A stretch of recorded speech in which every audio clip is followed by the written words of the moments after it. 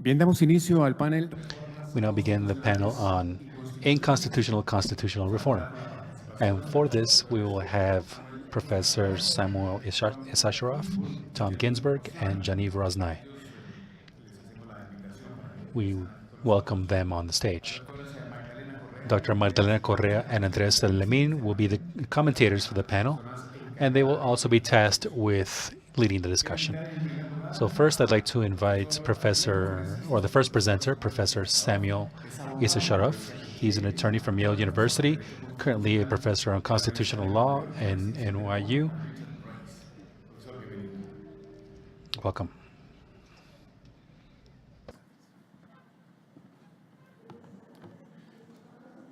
Muchas gracias. Es un gran honor. I think it's a great honor to be here with you today. I'll be speaking in Spanish, so I hope you can put up with my half Yankee, half Argentinian accent. But that's how it is. Una pregunta que fue planteada en el último panel, pero tiene una respuesta distinta en el contexto de enmiendas inconstitucionales a la Constitución. Y es decir, que cuando uno habla de los derechos sociales, económicos, de cualquier tipo de derecho que surge bajo la Constitución, uno está hablando de una interpretación de lo que dice la Constitución, cómo fue integrada esa provisión dentro de la Constitución y cuáles son los objetivos de la Constitución. Todo eso se puede debatir, pero es una forma de discusión constitucional bien conocida en los puntos que tienen cortes capaces de interpretar la Constitución. Nosotros estamos en otro marco completamente hoy día, porque estamos hablando de cambios a la Constitución que no son una violación de una parte precisa de la Constitución, pero sino son una violación de una parte importante de lo que asume la Constitución, de un compromiso social, político que existe más allá del texto de la Constitución. Y la pregunta difícil es cómo uno sabe, cómo la Corte tiene la autoridad de declarar lo que se puede hacer y lo que no se puede hacer dentro del marco político. Por lo tanto, quiero presentar un relato en 3 actos. Es decir, cuáles son los elementos principales para destacar una jurisprudencia de principio que se dirige a la cuestión de las constituciones o de las enmiendas inconstitucionales. Hay 3 casos que voy a discutir, 3 opiniones de las Cortes en varios países, que son, yo creo, las 3 más importantes decisiones que Cortes han tomado que definen la época constitucional actual. Ahora, voy a referirme solamente a enmiendas constitucionales inconstitucionales, pero con 2 limitaciones. Primero, no voy a discutir para nada cuestiones procesales. Procedural. No hubo el número requisito de firmas en la petición o que el Congreso no actuó de manera temporal adecuada, lo que sea. Ningún asunto procesal.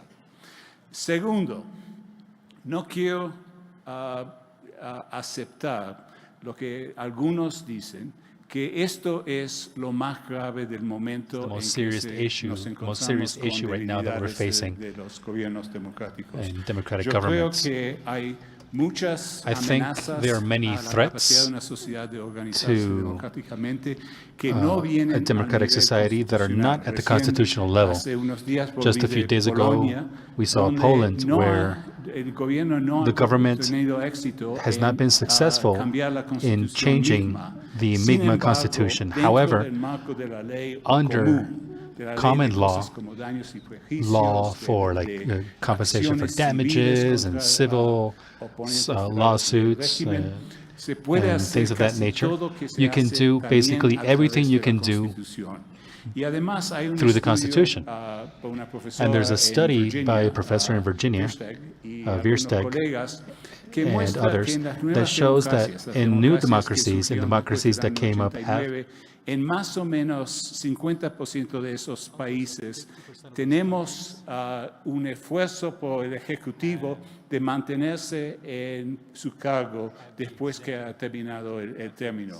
Y en la mayoría de esos casos, el mecanismo que se usa no es constitucional. Así que estamos hablando de una categoría importante de amenazas a la democracia, pero no quizás la that más is threats to democracy, but maybe not the most Los significant. tres casos So the principales. three main cases. Primero, hay First, los casos there are two de cases India, que se llaman that los are casos de los underway basic today, structures, called the las basic estructuras structures básicas de la cases. democracia.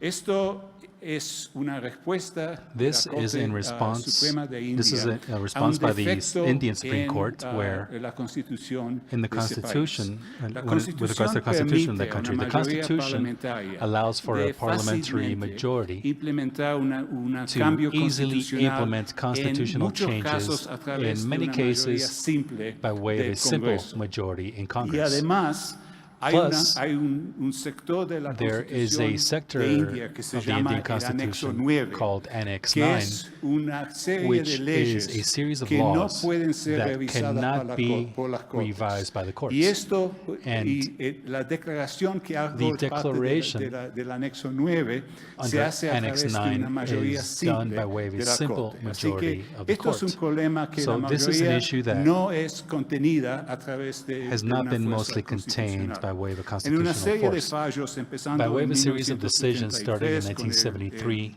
el caso que se Kesavandra Pagati with y the después Sevandra Pagati llegando en case, 1981 al caso más and famoso also de 1981 Minerva Mills. in the most La, famous case of la- Minerva la Corte Mills. Suprema de India The Supreme Court estableció of la India doctrina established más the significativa de, most important doctrine de esta área de la ley. in this field Y of esa law. es la doctrina que dice lo And it's the siguiente, doctrine that states the following, que más allá de la that Constitución, beyond the Constitution, más allá del poder beyond político, political power, hay una there confirmación is a en la independencia de confirmation India in y en India's las estructuras independence políticas de India and que se India's political necesita structures una that democracia que require funciona. a working Y democracy. eso impone And un that límite, imposes a no limit, solamente not just to the Congress in their political matters, but also with regard to what can be done by way of the constitutional framework.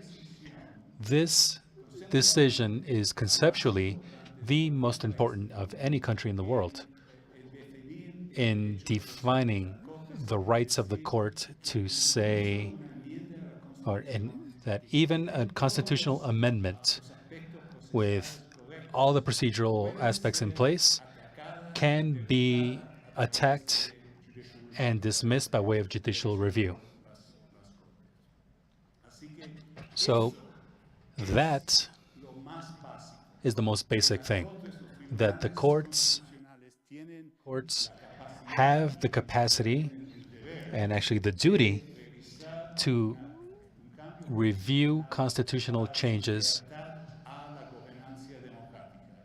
for democratic governance. And in that series of cases, the court acted to avoid a constitutional change, and this is seen as the intellectual foundation for any ruling after that. But what is still lacking in India's jurisprudence is an analysis on why it's so important. What exactly are the risks to democracy by undergoing constitutional changes or non-constitutional changes? And for that, we must look to South Africa. The second most important ruling in jurisprudence on this matter is the case from 1996, the case of the Constitution certification in South Africa. And in that case, for the very first time, I think, in the world's history, a court decided that the Constitution itself, not an amendment, not a part, but the Constitution itself was unconstitutional. Well, that's somewhat a conceptual issue, but why did the court rule this?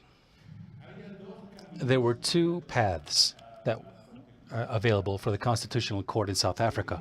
The first was to say that there was an agreement, a previous or prior agreement, what they call the 34 Principles, and the negotiation between the National African Congress and the Afrikaans governments. That was one possibility in saying that this was not faithful to the agreements of the 34 Principles. There are aspects to the court's ruling that are related to this. But there's another more important part. What the court said was that there was a misallocation of power by way of the Constitution, in that there was too much majority power, and that any time that there's an excess of majority power, that means that minorities are always at risk. Based on that, the court decided that they had to establish minority courts, not just as they pertain to individual rights, but also in political processes.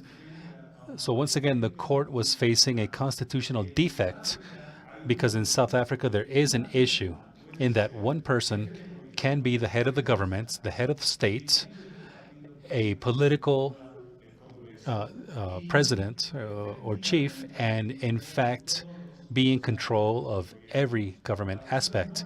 Now, that isn't an issue when that person is Nelson Mandela, but it is an issue when time goes by and we have Zuma. So what the court did was try to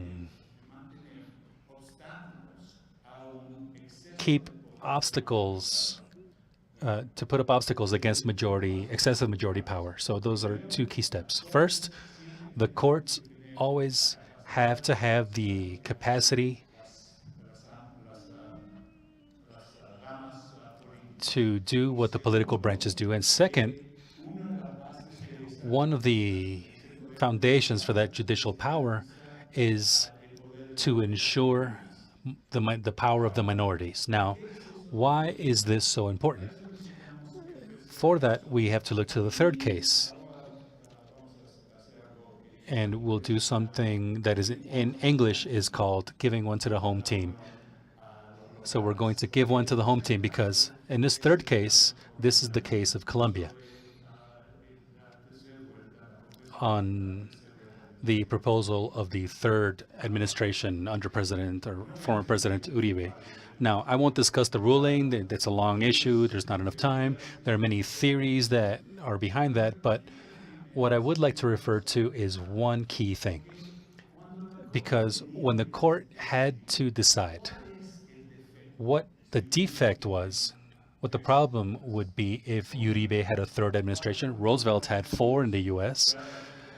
The court accepted that there could be 2 more, or now the court has accepted 2 terms. So what would be the issue in the change proposed in 2010? And what the court said for the very first time by a court was emphasizing the importance of alternates in power. That is, there is a defect, a democratic and institutional defect that today afflicts almost all democracies in the world. And that is what Carlos Mino spoke about and Roberto spoke about this morning,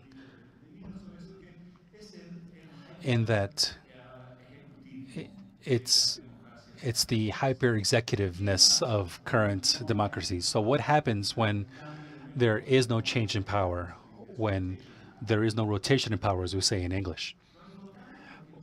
The important thing that happens is that, or the main thing that happens is that all government power starts to become concentrated into a single person, which means that nothing can move without going through that person. No one can obtain a government job or government contract. No one can move forward with their companies, even private companies, without coming into contact with the central government and in contact with the executive. And under these conditions, what happens is that in most democratic countries to this point is that we have an excess of concentration of these types of powers in a single person. And in fragile democracies, I would say that in reality what happens in all cases is that we have what we call the 3 C's: corruption, clientelism, and what in English is cronyism. There's no correct translation in Spanish. There's no good translation in Spanish for that specifically. And what happens is that there is a defeat of the capacity or capability of transparency in society. Another one is the responsibility in the face of voters when there is only a single person that can be in power. So we have these 3 decisions to make, and together, by facing amendments to the Constitution, pose a question around democracy, which is key to be able to legally test constitutions. And these are that there is an importance of an independent power from justice. So when Congress in India tried to move a big part of the laws on private property to a section of the Constitution that could not be reviewed by the court, well, that was the base for this doctrine of basic structures. Second thing, in South Africa, we see that the intervention has to come not in the very moment when somebody is being affected because they are homosexuals, black, or if they're women, but in the moment when the political power is organized in such a way that they leave too much power in the majority, a complete majority. This is something that we see more and more every day as a problem with populism. And the last thing is that we got from the Colombian court decisions is that there is also a very important danger when it comes to having an imbalance between the branches. And this is a problem in the different democratic countries nowadays because the legislative force is not fulfilling their tasks in any democratic country so far. Therefore, justice has to assume that responsibility to control the executive. And for that, there is no better opinion in any country in the world than the opinion from the Colombian Constitutional Court in the case of Uribe. Thank you.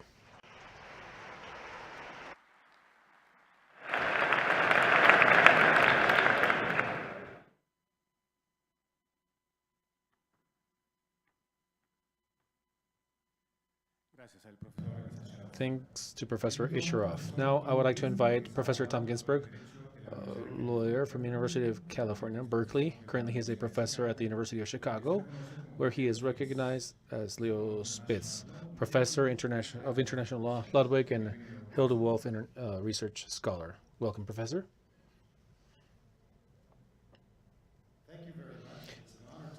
I want to thank Justice Linares and all the justices of the court for inviting me here. I also want to thank everyone who worked on the conference. And finally, thanking all of you for staying here and staying awake for the last panel of the day. We live in an era of democratic erosion. Every year since 2006, there have been fewer democracies in the world. And not only that, we are now at the point where more people live in non-democracies than live in democracies by some definitions.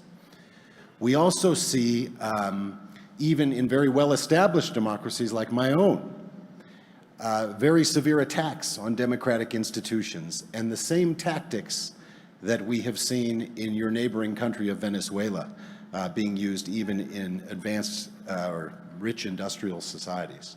So it's a grave moment. When we think about this, we have to understand that the way democracy ends now is different than in the past. In the past, the fear was of a sudden collapse of democracy, a military coup, a communist revolution. And to deal with this, constitutional theorists came up with the idea of militant democracy, as a mechanism, a constitutional response. My view, as I argue in a recent book with my colleague Aziz Haq at the University of Chicago, my view is that we need to think of new constitutional tools to deal with the threat now, because the threat is not sudden collapse. The threat is step-by-step erosion, one step at a time, death by 1,000 cuts. And we catalog in that book, the book is called How to Save a Constitutional Democracy, which is a modest title, I guess. But the first thing we do is we catalog how democracy dies, and we've talked about this already a little bit today. The tactics are shrinking the public sphere, attacking civil society, attacking the press, controlling the press, attacking universities, trying to control or bypass the other branches of government. One of the great techniques of Hugo Chavez is when he lost the mayorship of Caracas, he said, that's fine, we're going to set up a new institution which will have all the powers that the mayor used to have. And we have, I shall note, seen this exact tactic used in my own country in the most recent electoral cycle by the Republican Party. The tactics can be borrowed. We, of course, see the manipulation of elections, the packing of courts, the purging of bureaucrats. But it's also important to remember that constitutional amendment itself is often one of the steps that is taken to entrench the power of one group over another. And that leads, of course, to the discussion of our panel here. Under what circumstances should the courts step in and say that a constitutional amendment is unconstitutional? Now, when we look around the world, we see a lot of bad news, but we also see some good news. And Professor Huck and I call this the few cases of near misses, where a democracy was declining, but then something happened in the system to stop, at least temporarily, the process of democratic erosion and to allow the system to come together again. We talk about Sri Lanka, which has had a couple experiences of this. There's a small country called the Maldives that just had one. But I think a very central case is Colombia. And the decision which Professor Sakharov was just referring to, I think fits the bill perfectly. It illustrates something about what courts can do and should do and should not do. It is not that when a democracy is in trouble, that the court should take over the power and run the thing. That, as we've heard many times today, is not really appropriate and maybe not going to be effective. But the courts can do what happened here, which is to temporarily stop the process of taking over the system, to allow the other political forces, the other forces in the democratic institutions, time to come back and to organize. And there's a very similar story in Sri Lanka, where a fellow was trying to steal an election. He wanted the military to come and force to keep him in power. They said no. He wanted the election commission to change the count. They said no. I guess the point in all of that is that sometimes it's non-democratic institutions or institutions that are not legitimated by democratic processes, courts, militaries, bureaucracies, that end up saving democracy. And I think the doctrine of unconstitutional constitutional amendments can be one such tool. But the point is that it also has to be used in a limited way. In my view, it should be used in exactly these kind of situations, where the system itself is under threat. And it should be used probably only in those situations. Professor Gargarella this morning suggested that, you know, in a world of imperfect democracies, with lots of economic inequality and lots of structural problems, there might be a role for the court in that kind of area. And I think I generally agree with him on the democracy side, but I also think there has to be limitations in what the courts can do. Protecting the system should be job number one. And that includes it could include, depending on the context, decisions that relate to every one of the techniques of backsliding, the techniques of erosion, limitations on freedom of speech and expression in some contexts, a purging of the bureaucracy in some contexts, and particularly efforts of an executive to stick around. Now, I want to say something about term limits. I didn't know Professor Sakharov was going to do that. But also to show that sometimes this doctrine can be used in an abusive way. It's not always good. And to do that, let me just say a word about term limits. I've written a paper on term limits where I looked at every country for 150 years and looked at those presidents who had reached the end of their constitutionally mandated term, the maximum term allowed the day they took office. And anyone who stayed longer than that, we say overstayed. Of course, most presidents don't reach that limit because they might get voted out after one term or something like that. But of the presidents who reached the end of the term, we found that 25% of them try to stay on by proposing a change in some way or even tearing up the Constitution. And of those 25% who try, 80% are successful. And what that means is of all presidents in all countries, you know, something like 1 in 5 end up overstaying. It's a very significant problem. Now, that doesn't mean that every overstay is bad. In some cases, we have examples in this region. Fernando Enrique Cardoso next door had a period when he stayed on, but it was a democratic process. He stayed on for 1 term and left. Menem in Argentina did the same. In both of those cases, the change was infra-constitutional. It wasn't really trying to change things too radically. But nowadays, we have examples of presidents who are doing extra-constitutional things. And the examples I'm going to give are examples where the presidents use this doctrine of the unconstitutional constitutional amendment. So one of them is ongoing right now in Bolivia, right? Evo Morales is now preparing to run for his 4th term. And because of his desire to do so, he tried to get his allies to change the Constitution appropriately. They had a referendum on the topic in 2016, and he lost the referendum. What do you do if you're someone who wants to stick around and you've lost a referendum? Especially a populist, because populists love referenda. The people are always talking. What happens if the people don't act as the leader thinks that they're going to? Well, one technique he used, of course, was to get his hand-picked constitutional court to rely on the American Convention of Human Rights, Article 23, which focuses on political rights, and to say that the constitutional amendment, or the change in the Constitution which had put in term limits, was unconstitutional because it interfered with these higher rights of international law. They interfered with his international human right to run for office. Obviously, that's an abuse of this exact doctrine. But it shows a couple of things. It shows that, well, the doctrine isn't always good, and international law isn't always good, right? It's not that international law is always better than domestic law with these things. Everything can be abused by an abusive leader. Another example, even more bizarre, which David Landau has written about, happened in Honduras, when a recent case, and Honduras, of course, has a recent history of term limits and a very unique provision about term limits, which was used against former President Manuel Zelaya. But what happened most recently is you had a president who wanted to stay on, Juan Orlando Hernandez, and the problem was the Constitution had a very strong term limit, including language that anyone who proposed changing the term limit would immediately lose office.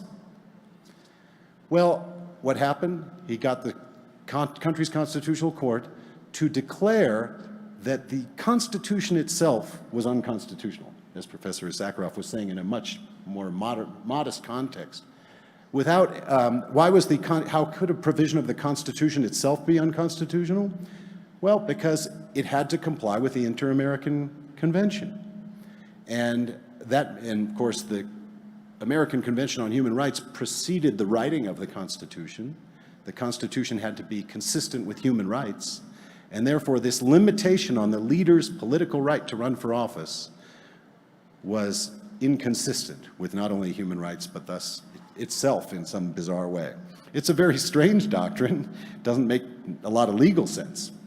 But it does suggest, again, that the doctrine can be abused. So what should we do about this? Well, first of all, I think it shows that, it's hard to make generalizations about the kinds of issues.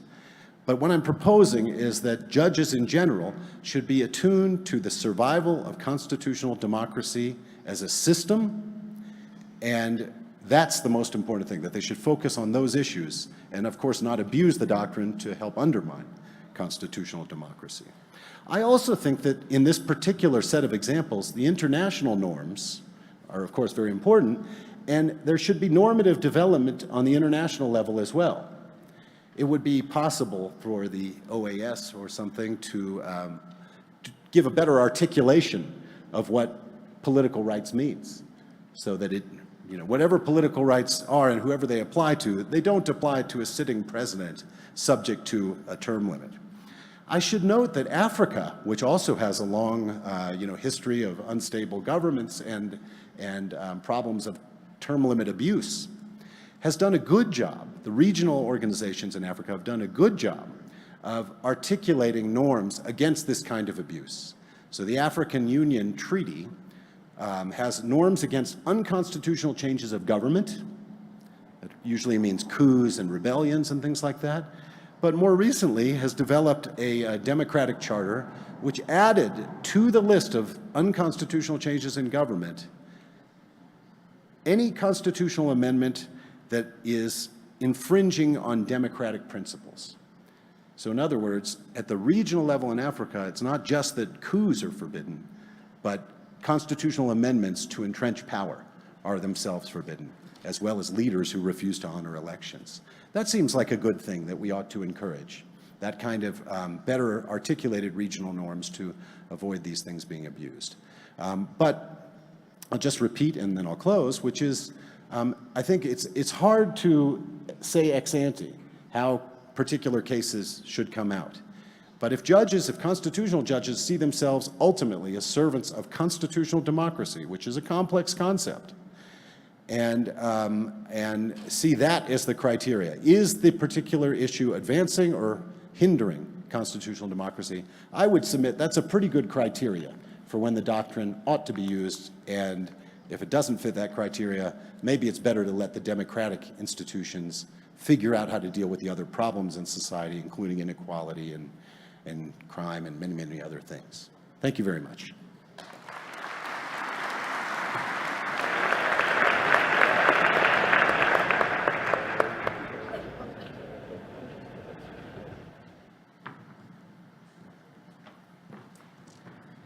Muchas gracias. Yo quiero invitar ahora al profesor Thank you. I would now like to Yannick invite Rosnay, Professor es abogado Yannick del Rosnay, Centro lawyer Interdisciplinario from the de Herzliya en Interdisciplinary Israel. Center from Herzliya, Israel. Maestría en leyes de Doctorate London degree School of from London Economics, School of actualmente es Economics. profesor con el He's grado currently de Senior professor Lector as de a Derecho senior lecturer Constitucional from comparado, Constitutional Derecho Compared Law, Constitucional y Teoría Constitutional Constitucional and postdoctoral de la postdoctoral Universidad de Haifa from Haifa en el Minerva University Center in for the the Minerva Rule of Center Law. for Será el Rule último of Law. conferencista He will be the last de este panel, speaker profesor, of this bienvenido. panel. Professor, welcome.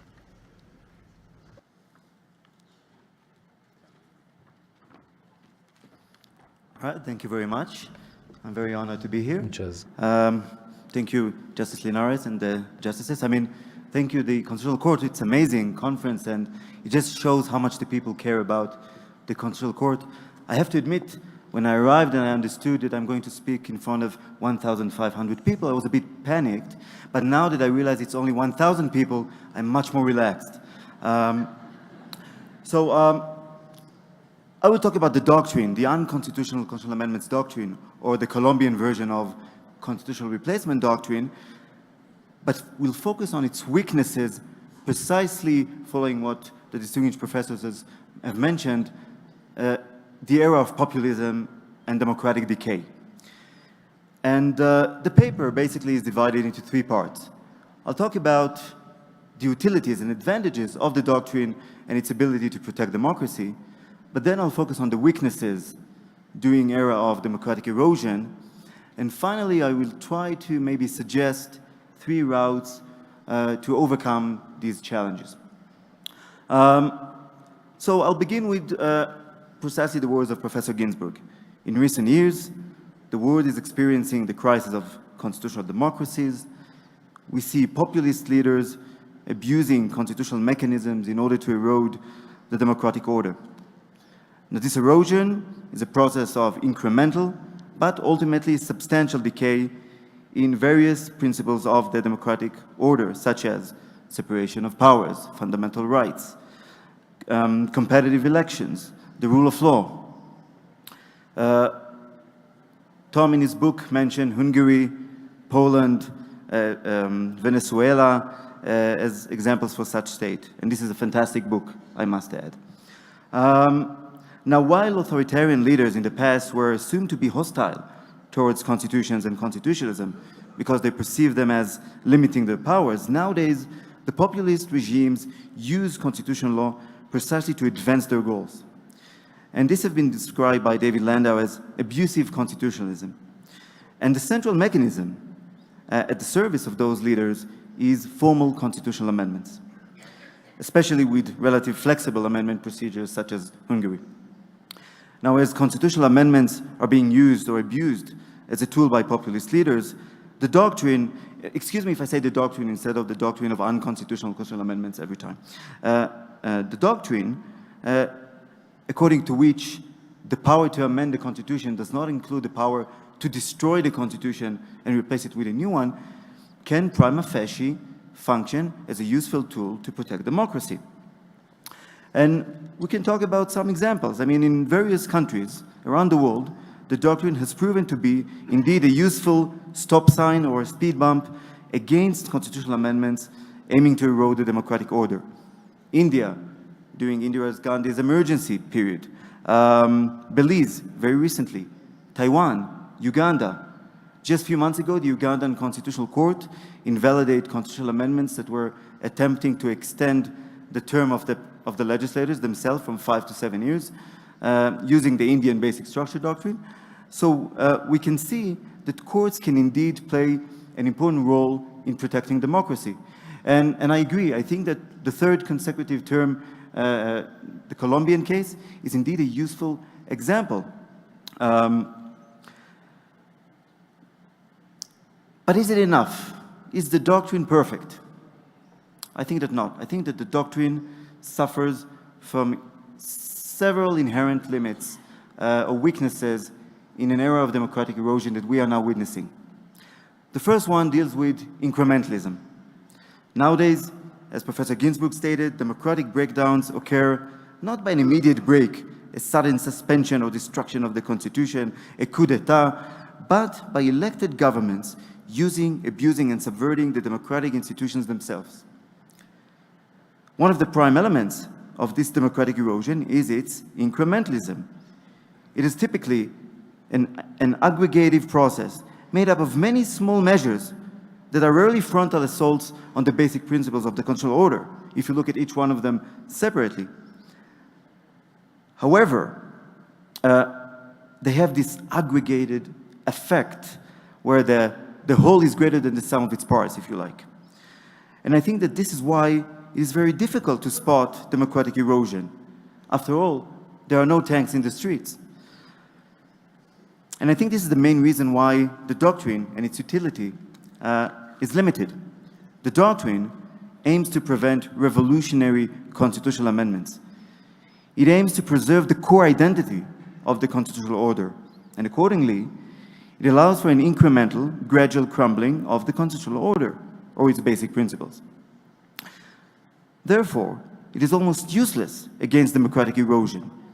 The assassins of democracy use legal, subtle, and gradual means to kill it, and the doctrine helplessly stands aside, witnessing this assassination. The second problem is constitutional replacement.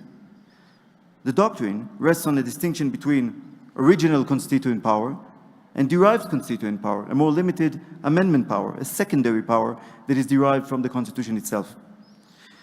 And the doctrine limits only the amendment power. It does not limit, and conceptually cannot limit, the original constituent power, which is considered to be an extra constitutional power. What this means is that now leaders have another tool to circumvent the doctrine by completely replacing the Constitution with a new one. Take, for example, Hungary again. When Viktor Orban won the elections and got the two-thirds majority it needed to amend the Constitution, it did not simply amend the Constitution, it completely replaced the Constitution with a new fundamental law. A new Constitution overcomes the doctrine. And the third inherent problem is court packing or court capturing. The doctrine shifts the locus of constitutional change from those political authorities to the judiciary. And the problem is that in the era of populism, politicians realize that the ultimate decision regarding constitutional change rests with the judges. Then courts are threatened or packed in ways that make the doctrine useless. Just think of Venezuela, Turkey, Hungary, and Poland. The ability to pack the court and control it severely undermines the utility of the doctrine. But it's even worse. As we've just heard from Professor Ginsburg, not only that the doctrine is useless, but it is even worse. It is a powerful tool that can override constitutional provisions, and with the captured court, this powerful judicial mechanism is now at the hands of the political leaders, providing them a powerful tool to perpetuate their stay in power. And you can consider recent examples from Nicaragua, Bolivia, and as we've heard, Honduras, where courts held that the presidential term limits are themselves unconstitutional for violating basic constitutional rights, such as the right to be elected and the right to vote. So the doctrine provides leaders a legal tool to override constitutional limitations on their powers. So not only that the doctrine may fail to block changes that undermine the democratic order, but it may even promote them. Which brings me to the final and third part of the presentation. So what do we do? And I would like to open a discussion on three possible routes for overcoming these challenges. First, I would like to propose an aggregated judicial review of amendments. Even if each of the constitutional amendments on its own does not substitute the Constitution, the incremental aggregation of events produces a cumulative effect, where again the whole is greater than the sum of its parts, leading eventually to a wide risk to the constitutional order. And the time has come, I think, to consider an aggregated form of judicial review of amendments. In other words, we may ask ourselves why the court should not take into consideration all prior constitutional changes, in addition to the single amendment it is now reviewing. In other words, what is needed is an aggregated doctrine that would allow courts to review a specific amendment, but together with the surrounding legal environment with which it interacts. And I think, I have time. Yeah, I have time. So I think that the Colombian case on the third term does precisely this. If you think about it like a mathematician, the court allows a second term, let's say plus 4 years. The court reviews it, says that it's perfectly fine, no problem, this is not a replacement. But then we have another attempt to amend the Constitution, another plus 4. If we use the same math, it is fine, it is not a replacement. Another term is not a replacement. But no, the court, whether it does it knowingly or not, uses this aggregated doctrine, saying that a third term in an aggregated manner would amount to a replacement. Why? Because it would empty the content of term limit. The second proposal is that we need to reconsider the automatic immunity we give to constitutional replacement from judicial review. We need to develop a theory about restrictions on constitutional replacement that may be enforced by judicial review, such as the African Constitutional Court certification case. One way to do it would be to define a proper, or to try to define what is a proper or a legitimate exercise of constituent power. Something that Professor Vicky Jackson and Carlos Bernal recently suggested. And the third proposal is the following. I think that a special attention should be given to amendments affecting judicial independence. And here I have to admit, I've changed my mind. I'm not that old, but I've already changed my mind. In my book, I claimed that courts should be especially restrained when dealing with constitutional amendments that deal with the judiciary. Why? Because this would seem like a misuse of the doctrine in order to protect their own self-interest. So I said courts should be restrained. I'm starting to reconsider this. I think, and I ask you to reconsider this, perhaps in a democratic erosion context, courts should be especially strict in protecting their independence, precisely in order to protect the constitutional order in its entirety. Because capturing the court would be the first move in this, we can say, battle against democracy.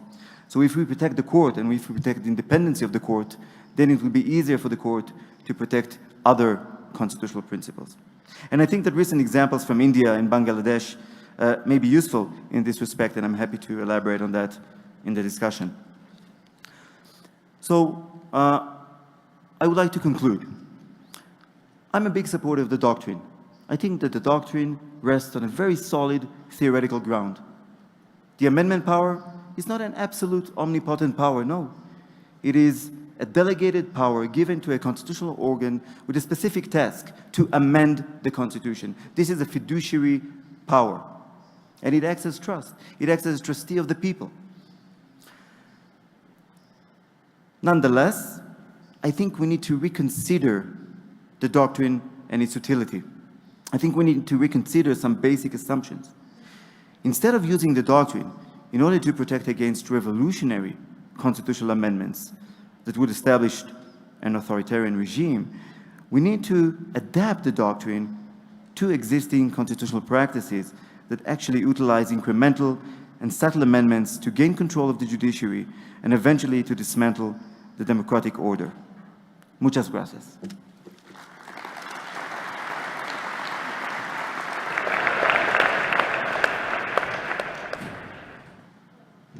Yo quiero agradecer a los panelistas I'd like to thank the panelists y a la Corte Constitucional por and the esta Constitutional Court invitación for this a invitation panel to que this cierra panel la primera to close jornada out the first day del encuentro de la Jurisdicción of this Constitucional. Constitutional Con Jurisdiction Magdalena Forum. hemos organizado With el panel de Magdalena, forma we tal set up the que yo voy a hacer panel so unas that reflexiones I will en provide some torno a thoughts lo que around tiene que ocurrir what con has to la discusión happen sobre la democracia y in las discussing enmiendas democracy and constitucionales constitutional and y unconstitutional Magdalena va a hablar un amendments, poco de and cómo se ha she will desarrollado speak la doctrina y lo que about tiene how the que ver doctrine has been con el developed and constitucionalismo y how cómo se ha constitutionalism is desarrollado esta involved and doctrina how this también doctrine y los has retos been que yo planteé. involved, together with the challenges that she will Y entonces, propose, a mí that me Andrea will toca propose. hablar So, de I've been democracia y asked enmiendas to speak constitucionales. about democracy and unconstitutional and constitutional amendments, and I'd like to thank Professor Issacharoff for having talked about the paper that he sent us, because that does provide, or rather that makes it easier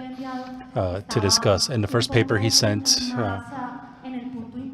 it was more about the middle ground where Professor Ginsburg and Professor Rosnai could be included in a way that would defend the virtues of the doctrine and constitutional substitution to protect democracy. So Professor Issacharoff would be on that side, and Professor Ginsburg and Professor Rosnai would have a more intermediate or middle stance, where they warn about the possibilities of the constitutional replacement to protect and improve democracy, but also they also draw attention to the fact, or rather draw attention to certain hazards or abusive behavior that must be carefully taken into account in the context of populist power transformation. So I'd like to stop on that point to provide some thoughts on the contributions that the Constitutional Court's jurisprudence has made in regards to democracy, in saying that I agree with our panelists in that ruling C-141 of 2010 is a milestone in further strengthening this idea that the courts can aid in protecting democracy by way of the doctrine of constitution substitution, but not for the reasons that they've expressed, but rather due to something that happened in that ruling that had to do with a discussion on the institutional design aspects. Somewhat complex, because what the case dealt with was whether or not Congress was allowed to modify the question with which they had gathered the signatures to have the referendum, and if Congress could do that or not, and how the court in this ruling established a very interesting discussion around the hazards around plebiscite democracy, where those asking the question has great power in guiding the answer that people will provide to that question. So you have to be very careful in protecting the freedom of the reader and in avoiding any kind of manipulation in the question. And that's a really important thought that we should bring up around that ruling, but it has not been mentioned in our conversation. So one might then start to see that there are other very interesting cases with which the Constitutional Court in Colombia has been able to contribute to the discussions around constitutional and unconstitutional reform, like the ruling C-156 of 2012, where the court declared that an amendment was unconstitutional because it established that constitutional amendments would not have a conflict of interest, or even ruling 332 of 2017, where the court tried to reestablish democratic powers in Congress under the fast track mechanism. But we also have to keep in mind that today's presenters are drawing attention to a very underlying hazard in this context of democratic erosion, and that is the hazard or the danger of having someone like Benjamin Constant in the 19th century warned about the difference between the usurper and the tyrant. So we are no longer before tyrants who bring the tanks to the streets and remove the Constitution as a political act, but rather we are dealing with the usurpers who are riding the fence on constitutional change, so that when we finally realize it, they have taken over power, and we constitutionalists did not react in time. And in that context of the usurpers, here they're called populist leaders, the role of the doctrine around constitutional and unconstitutional amendments might become dangerous, right? And what Professor Ginsburg did was warn us about these hazards, these dangers, in a very impactful way, given their consequences, and the fact that we all allowed for this gradual change in constitutional procedures to a point where they were so flexible, where change was so flexible that in the end they took over. So there are very deep implications around a discussion where we should also be on alert as far as how has oversight been transformed around the explicit limits of the Constitution. Because if we allow for those leaders, those populist leaders, to change the Constitution little by little, incrementally, and we're not aware of these changes, well then, by the time they have all the power accumulated, well then, they won't even need democracy at that point. And if we add to the fact that the constitutional replacement doctrine is used instrumentally, well then the danger is even higher, is even greater, because the Constitution might even have its own take on general will and make that modifiable or amendable. So in that sense, maybe we would have to see how explicit limits have been controlled, that is procedural limits, and how the courts have reacted to the control over the procedures and the ways of changing the Constitution. And there, we would likely have to start to look at whether or not the Constitutional Court has done judicious work in avoiding these incremental changes or not. There are many balances there. There's not enough time to talk about that, but I just wanted to provide this sort of a mapping to then think about the actual questions.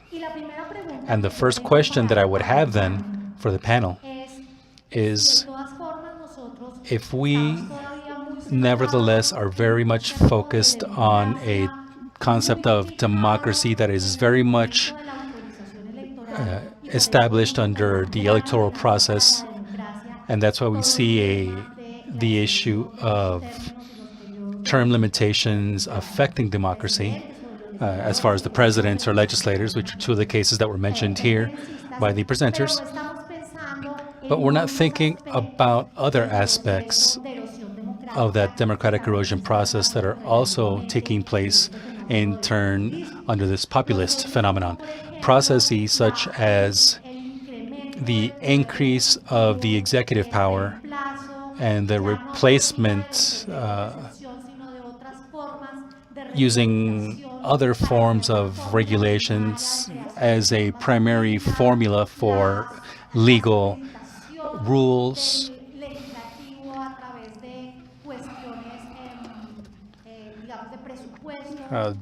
legislative budgeting matters. How are we really looking at these kinds of issues? Are we lagging behind as constitutionalists by only focusing on the electoral process? Good afternoon. Since we have so little time, I would once again like to thank the President, Dr. Linares, for this invitation. I feel like Ortua, a Colombian composer, next to a Dvorak, a Paganini, and I totally agree with what Andrea has said. And I would here say that yes, I think constitutionalists, we are very much obsessed with seeing exactly how the constitutional judge is doing everything, what for better, for worse. And we've left aside the parliamentary institutions in the executive and how we might affect it. But since we are in this forum for constitutional jurisdiction, this is a key opportunity to talk about what judges are doing. So I'd like to just very briefly submit a map of this constitutional order in which our constitutional court executes and how constitutional and unconstitutional reform is taking place, to be followed by some questions for which I'd like you to be much more specific. I know we're short on time, but they specifically relate to cases that the constitutional judges had determined, just to hear your take on things. So with regard to this very brief presentation, we can say, one, that Colombia does not have these clauses in its constitution. Two, in the Constitution, the competency for constitutional reform control is expressly established as procedural. Looking at what Tom Gisberg said and others have said, our Constitution, it can be said that with regards to constitutional reform is formally rigid but effectively flexible. Fourth, we have an incredible mechanism, and that is the public unconstitutionality action. That is, any citizen can file that motion and take it to the court in a lawsuit, such as is the case of constitutional reform. That is, any citizen can do this. 5, and here I think I'm also right in saying that everything you've talked about in your papers and your presentations, we have that information, and maybe we might not have many raw examples of abusive constitutionalism, but we definitely have democratic erosion. We could say that many sectors of the population do not feel represented, and the houses of representatives do not represent enough. There's much polarization, and the decisions made by political stakeholders are ignoring the major issue of inequality, which makes us such an angry society. So in that sense, in this environment, is when in 2013 the theory of constitutional and unconstitutional reform was established under the name of the theory of substitution and the theory of law. So since then, since 2003 to 2018, 102 opinions or rulings have been issued around the theory, or rather using the theory. But only 13 of them, 12.4%, have declared the unconstitutional aspect of it. And only 4 of them, that is 3.9% of the total, have established decisions where the constitutionality of the reform is conditioned. How has it done so? Honestly, I think it has made efforts in showing or in establishing a judicious and careful presentation with something that was decanted in 2005, and that is the substitution test, a test which has been used or has been intended to be used. I mean, I can criticize it a lot, but it's been used in a way that Gonzalo Ramirez has stated that would somehow use a criteria of subsumption.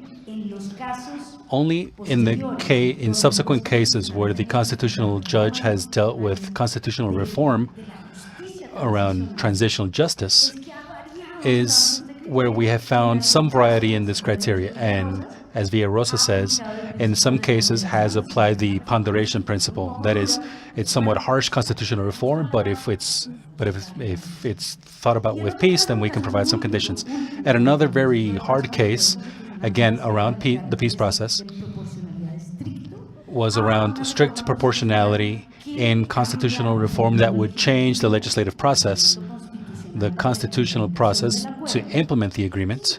And in that change, it introduced some serious impacts on the deliberative power of the legislator around the regulations being proposed by the government at the time. So in that case, in using this test, it was declared as unconstitutional. All of this, the core of the government, which is the key question in all these matters, has established that we have an important relationship coming from several rulings. So as part of that constitutional core, we find what you've been saying: separation of powers, supremacy of the Constitution, democratic principle, the principle of weights and balances. That is the obvious things. And there are other cases where you scratch your head. The administrative career, I hope you're understanding what all these things mean. The duty of Congress people to act under the common good and law at all times. I mean, well, is this really part of the core? But either way, to this point, I would now address you with some questions and ask you that through specific questions, what will your thoughts be on this? What do you think about this? Maybe we can come up with some clear ideas that might serve the constitutional judges on this very important task. That is, let's come off. Let's bring this down to ground level. So I'll begin with a cornering. Given that all of you acknowledge that that in fragile democracies such as ours, there is constitutional and unconstitutional reform, and that legislators will not react to defend democracy, could we admit then that it should be a plausible tool for a constitutional judge, at least in extremis? That's one. Two, Being this the case, since it is so difficult to say something clear about what that constitutional core actually is, then why not establish some criteria? And you have spoken to that effect somewhat. So to avoid the use of the test, maybe a strict test in the review of the legislative process, but how strict? To the point where the constitutional judge determines the quality of the legislative debate, and if they don't do it, who will? Secondly, it has been said that this theory, at least in Colombia, has been used, or rather hasn't been used, or has only been used for organic changes, that is, reform to the structure of the government. So the criteria for reform to rights and freedoms, would that require a more intensive trial? And how intensive? And what if the measures improve the quality of law? Or could the case be that following Melissa Schwartzberg, this would re-edify, or rather impede the citizens and representatives from acknowledging the fallible character of the mechanism in saying that there are too many rights included in the Constitution, and should they be changed? A variable intensity also for the organic and competency-based decisions. And here I would bring up one example, and this is something that Janif has emphasized. Constitutional reform of the judicial branch. Should they be subject to a more intensive test? Or, and this is a case that has been highly discussed, and there's good reason to have that discussion, or could the case be that one of the issues around constitutional reform under the judicial branch is that it is judged by the stakeholders?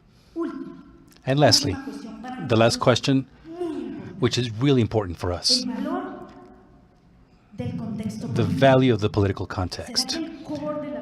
Could the case be that the Constitution's core is unique, or is it also mobile given the circumstances in which the government is found? For example, in finding the transition from conflict to peace?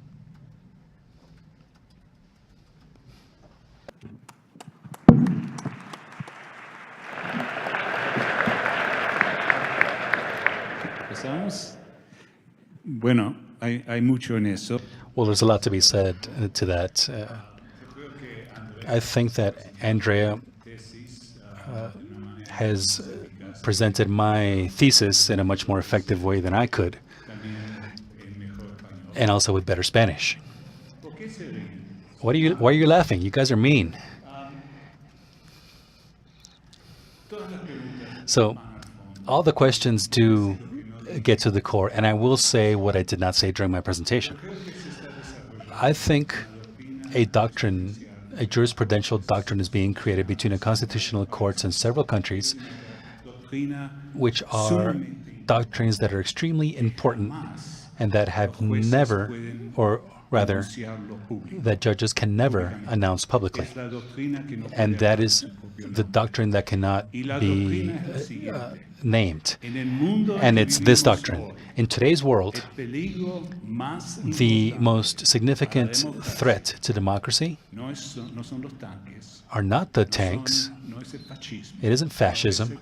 It isn't communism.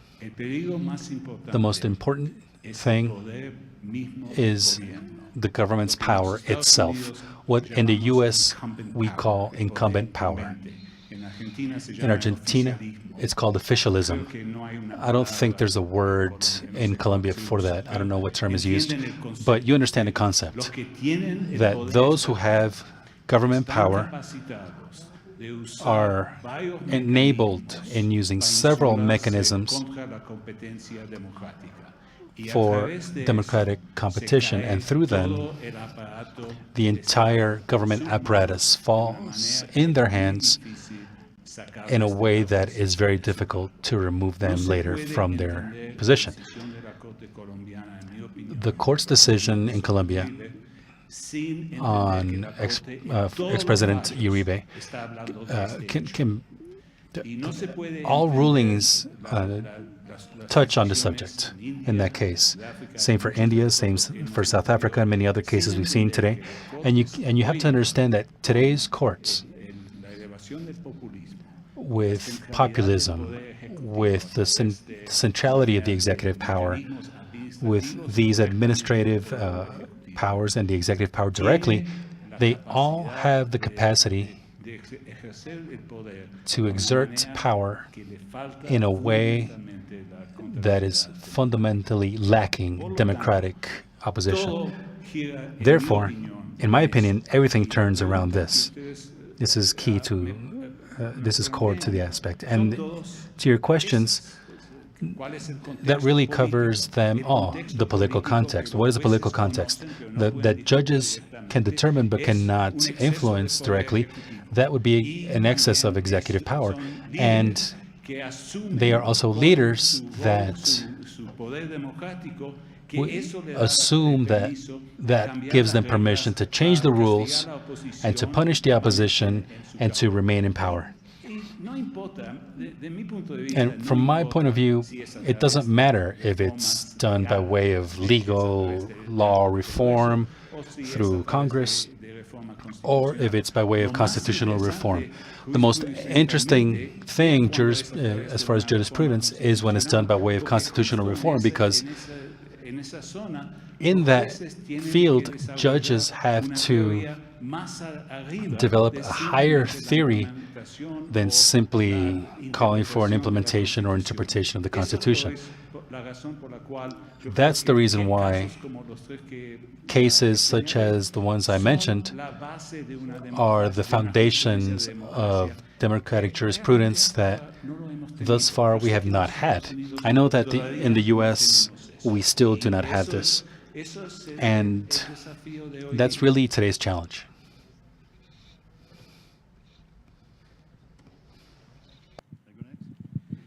Great. Those were wonderful and very difficult questions.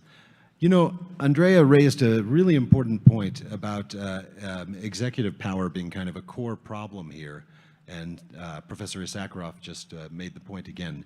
I think it is really important to recognize that there's some democracies are functioning well, other ones are not, but there's a common feature. Legislatures everywhere are unpopular. Our mechanism of governing ourselves and legitimating government through periodic elections every 4 years that send people to deliberate, you know, worked well. It's an 18th century idea, and we haven't come up with a better way of legitimating the system. But they don't seem to be meeting the demands.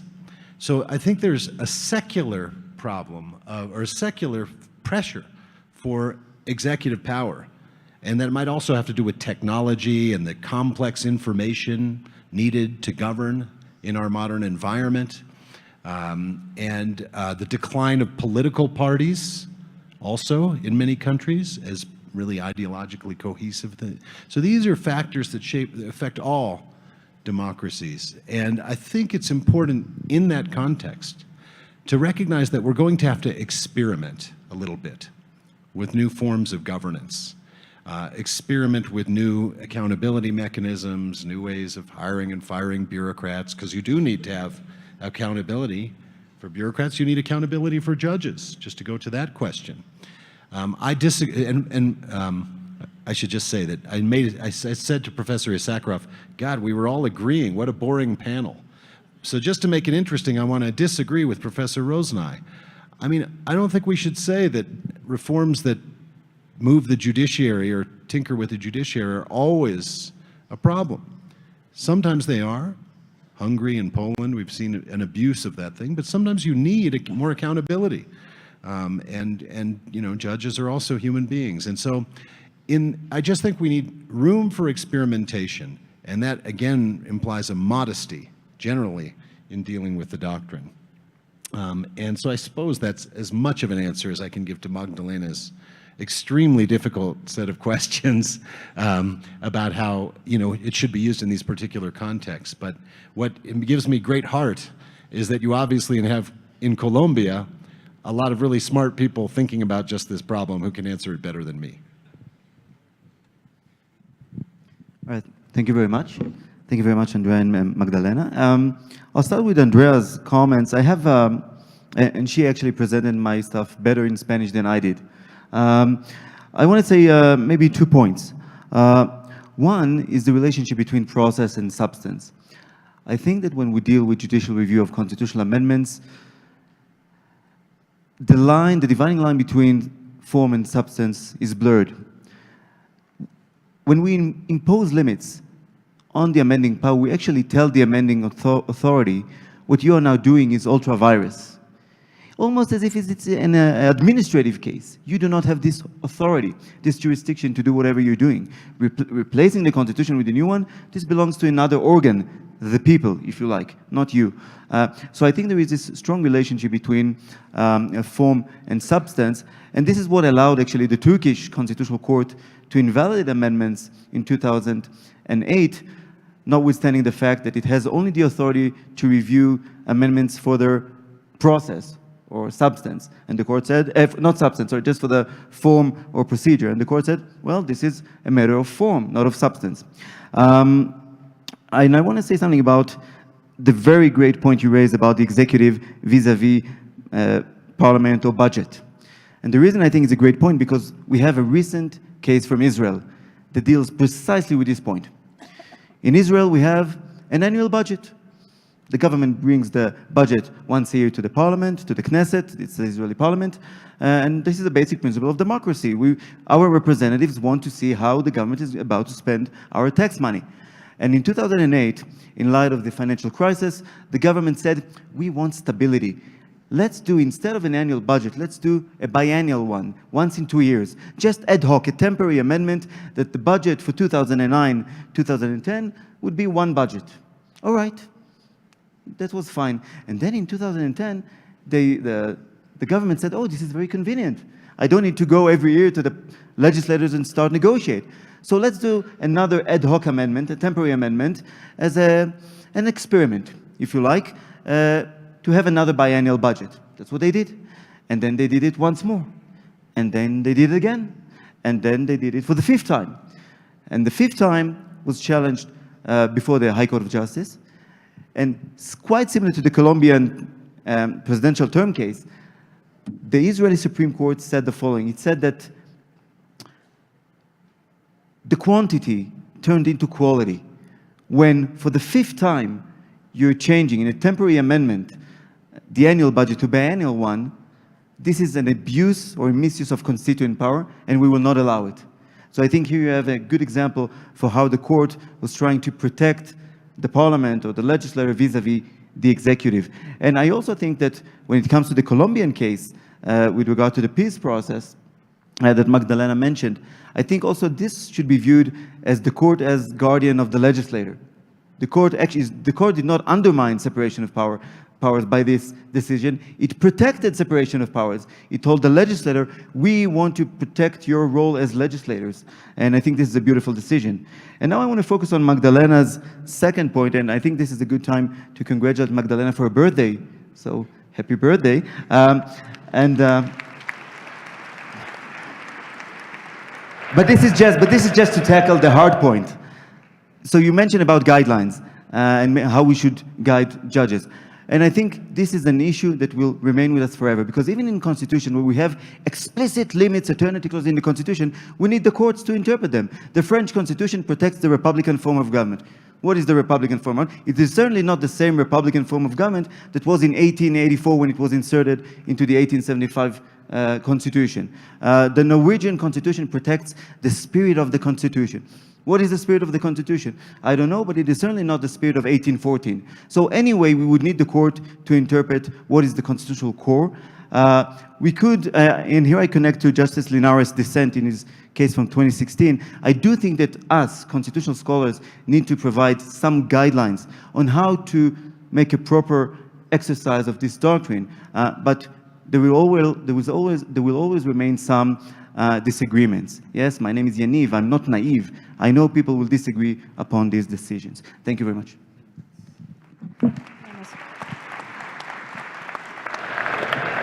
Yo creo que ya tenemos como unas I think posturas that we have de reconciliación. reconciliation Entonces, tenemos positions or todavía stances. 20 We still have minutos 20 minutes para terminar, entonces ya to podemos finish, avanzar un so I poco think we can en make la quick discusión a ver progress si in terms podemos of the tener discussion alguna to see if we can confrontación have any type en of relación con la confrontation with doctrina regards to de la the sustitución doctrine constitucional. of constitutional Y yo quiero substitution. hacer aquí como una And I pregunta want en to relación ask a a question regarding si esta whether this excesiva excessive preocupación concern por determinar cuáles son for las determining or premisas que deciding on the constituyen premises el that make espíritu up the inherente inherent de lo spirit que es una of what constitución y a que debería constitution estar o is, no en el and espíritu if it de la should be in the constitución, spirit no nos of the alejan Constitution, de la does pregunta not sobre set lo us que far away ocurre from con what la happens with conclusión the en el juicio de conclusion sustitución de la in the substitution Constitución. of the Constitution. Y es que en el juicio de la sustitución In de the la in Constitución, the ruling la of the conclusión se Constitution, the vuelve conclusion en algo fijo. becomes somewhat Porque fixed, uno no podría because decir we que cannot una say cosa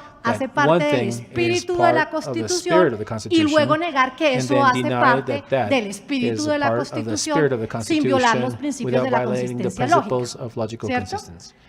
Y entonces, So cuando uno pone when esa cláusula we fija include that ahí fixed clause y la deja como and un we leave límite it as implícito, an implicit limit, pues el problema es well, que the el problem cambio is that the constitucional ya constitutional se hace lo change, suficientemente it difícil becomes como para sufficiently que el único difficult camino que so that the only tengamos way sea out transformar have la is to transform Constitución the a través del Constitution by way constituyente of primario the primary o la revolución. Constitution or a revolution, for that matter. ¿Cómo abordar So how este can we problema address de la this doctrina de problem la sustitución in terms constitucional? of the constitutional substitution?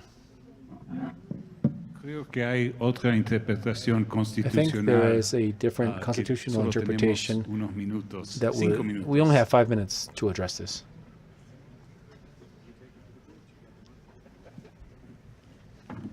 Bueno, primero me gusta mucho que First yo of all, tengo la I posición really like rígida y the estos fact that I have no- this no- rigid no saben position, cómo tomar and the una other two don't know posición how to real. take a real stance here. Viví en Texas y I lived in Texas, hay solo dos cosas and there are en el only centro two del things camino. Hay in the dos dead center. rayas amarillas There are two y hay straight un lines, there are amarillo line, muerto. and Así there's que, one de eso aprendí. yellow line that's dead. That's what I learned. Lo que lo difícil Anyway, para what is nosotros difficult for es us siempre anunciar is- una posición has always que been puede, a position puede cubrir todos los casos where you constitucionales. can Nunca discover all lo the vamos a constitutional hacer. cases. No We're lo not vamos a never hacer en los going to do últimos this. 3, We're 4 not minutos going to do it in the last 3 or 4 minutes that we have.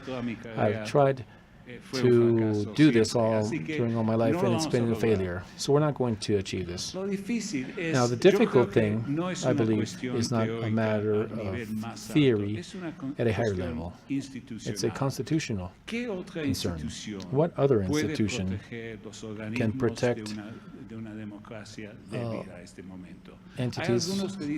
Some say that it is the task of the military. In Turkey, and for many years, the army played an important role there. In Argentina, the military has played that role many times.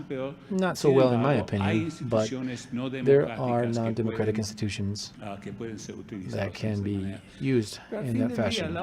But at the end of the day, the only legitimate institution that can face the executive today is justice.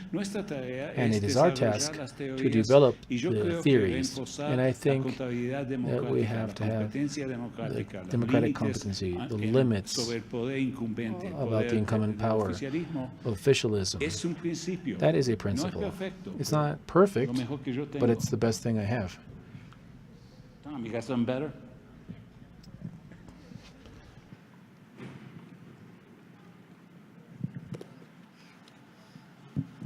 Thank you. Just a short comment. I think, actually, that the ability of the judges to interpret and reinterpret what is the constitutional core, so this open ending and vagueness of the doctrine and the semantic elasticity of the doctrine is a positive thing. It's a good thing.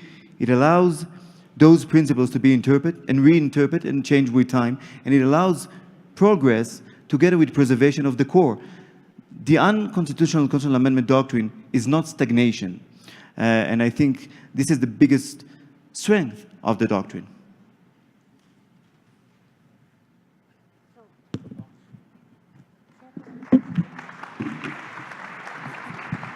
Sí, parece que hubo un misunderstanding sobre el tiempo. Apparently, que nos there was a contamos. misunderstanding Bueno, regarding time. si But me anyway, dan un if you segundo, yo give me diría a que second, como I would say conclusión, that as a pues que conclusion, viva la teoría de long la live the theory sustitución of constitutional constitucional o las substitution or reformas constitutional constitucionales reforms that are mientras tanto. unconstitutional in the Muchas meantime. gracias. Thank you very much.